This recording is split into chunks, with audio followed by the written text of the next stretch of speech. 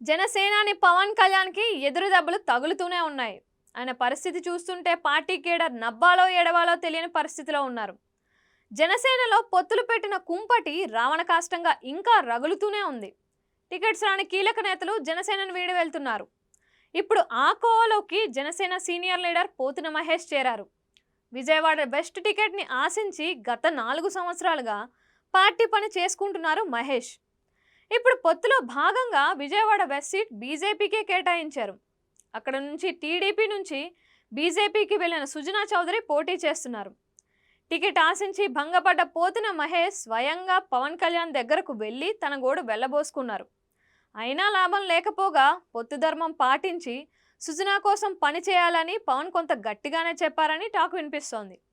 దీంతో చేసేదేమీ లేక వెనుతిరిగిన పోతిన మహేష్ తన కార్యకర్తలతో సమావేశం ఏర్పాటు చేసుకున్నారు. కార్యకర్తల సమావేశం కొంత బాడీ వేడిగానే జరిగినట్టు సమాచారం.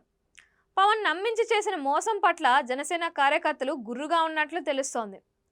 కార్యకర్తల మనోభావాలకు దెబ్బ తగిలితే అది ఈసారి ఎలా ఉంటుందో పవన్ కళ్యాణ్కి రుచి చూపించాల్సిందే అని పోతిన మహేష్ని స్వతంత్ర అభ్యర్థిగా పోటీ చేయాలని నిర్ణయించారు. అయితే మరికొందరు ఇది ఆవేశంలో నిర్ణయం తీసుకోవాల్సిన సమయం కాదు, ఆలోచించి నిర్ణయం తీసుకోవాలని, స్వతంత్ర అభ్యర్థిగా పోటీ చేసినా గెలిచే అవకాశం లేనప్పుడు పోటీ చేయడం ఎందుకు అని, ఎలాగున్నా గెలిచి పవన్ని దెబ్బతీయాలంటే అధికార పార్టీ వైసీపీలో చేరితే జగన్ ఎక్కడో అక్కడి నుంచి టికెట్ ఇవ్వడమే కాదు గెలిపించుకుంటాడని సలహా ఇచ్చినట్టు కూడా టాక్ వినిపిస్తోంది.